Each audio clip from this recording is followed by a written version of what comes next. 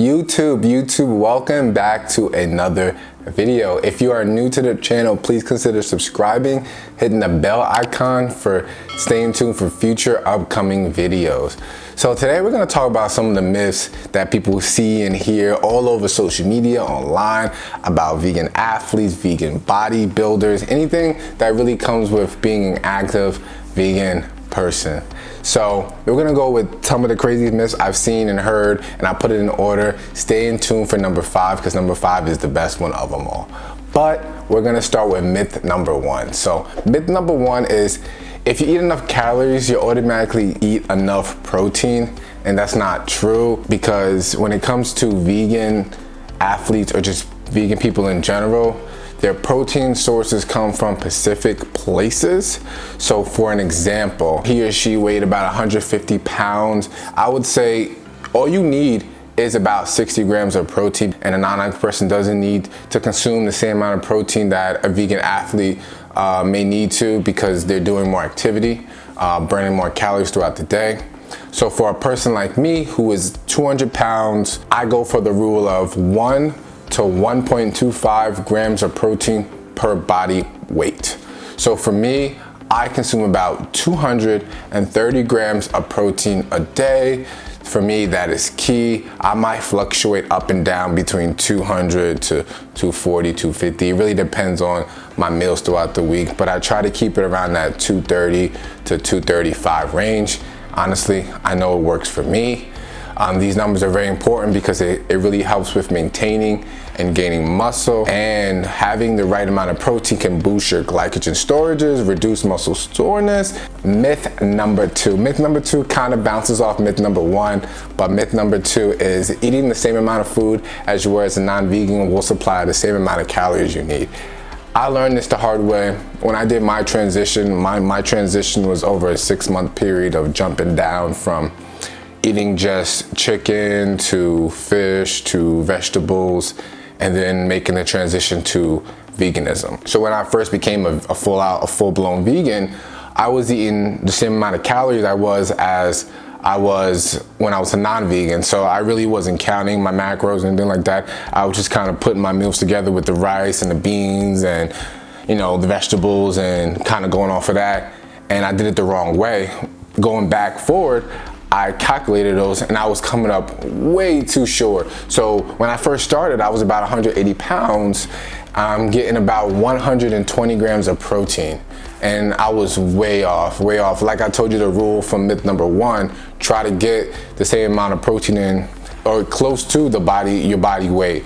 And I was completely off. So I lost about 10 pounds right off the jump.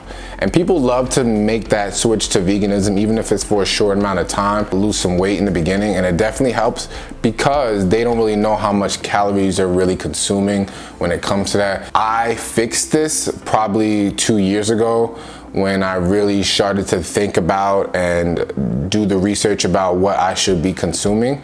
I was able to kind of get my protein up to where it is today and function in a proper way. Myth number 3. Myth number 3 is, can you rely on supplements to get your daily protein intake?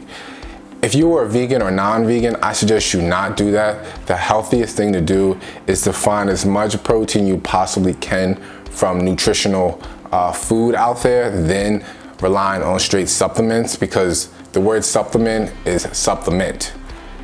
Supplement a food that you can't get throughout the day, and that's why we have supplements. Say you get 150 grams of protein a day and you're my weight, and you're coming up 50 grams short.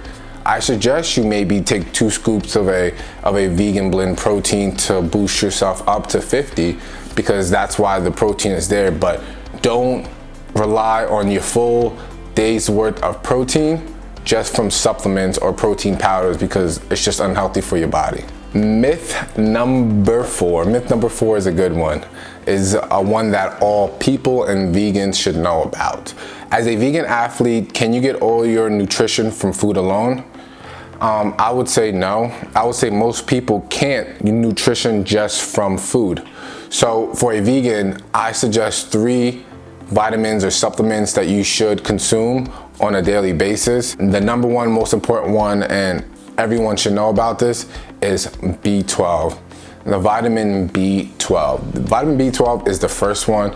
It's really helpful. B12 really consists of helping the new red blood cells flow throughout the neural system and just helps you function the proper way. Non-vegans don't really have to rely too much on the B12 supplement because animals are pumped with it. They get it from meats and chickens and all that good stuff. So the second vitamin I suggest you get is a vitamin D. Vitamin D is, obviously we all know what vitamin D is. Vitamin D helps with, bone strength, teeth, and muscle health. The third one that I suggest that I've been on for, I don't know, probably since I started working out, 5 or 6 years ago. Well, seriously, 5 or 6 years ago. And it's creatine. As a vegan, we don't get enough creatine. You do get certain creatines from your foods, but we don't get enough. I would supplement that throughout the day. I definitely do that. If you didn't know, creatine is in a lot of your pre-workouts, but then supplement it with in your post-workout, your shake or whatever you need to do, supplement that, because creatine is really key. Creatine can help with improving high intensity athlete performance like running and just kind of weight training, and it kind of just, honestly, it really helps. It also allows, it helped me get stronger too. If you don't know, it's a little bit of a water gainer in a sense. You retain water on creatine, and it allows you to honestly keep your strength better in the gym and just in sports in general. So if you haven't checked out creatine, please go check out creatine. Creatine is awesome. And myth number 5, like I told you, stay in tune for myth number 5, because myth number 5 is the best one of all. It's funny, but it's the best one of all. Myth number 5, is it difficult to gain muscle as a vegan? Come on, guys. Is it difficult? Let's talk about this. No, it's not difficult to gain muscle as a vegan. The prime example is me. I'm not really trying to gloat about anything, but it's not hard if you do it the right way. So if a non-vegan can do it, why can't a vegan do it? Only thing we're not consuming is certain animal products. So when it comes to this, all you need to do is eat the right amount of protein, eat clean meals, get all your vegetables, your carbohydrates in, and kind of just stay on track and work your ass off in the gym. But remember that food probably does 80% of the job. Working out is there, like if you work out the proper way, you will gain muscle and things like that.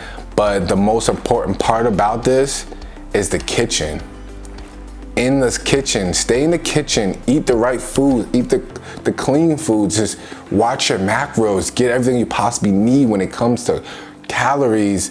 Not even calories, because I don't really count my calories, but when it comes to fats, protein, carbs, get those right amount in throughout the day, and you will succeed when it comes to your fitness goals. Sometimes it takes longer than a usual person, but you will get there. And those are my 5 myths, guys. Thank you for really watching this video. I want to do more videos like this, kind of show the wealth that I've learned over the past couple of years of being vegan and just being an athlete over my whole entire lifespan, guys. So be the best person you can be in 2020. Thank you for watching, and I will see you next time.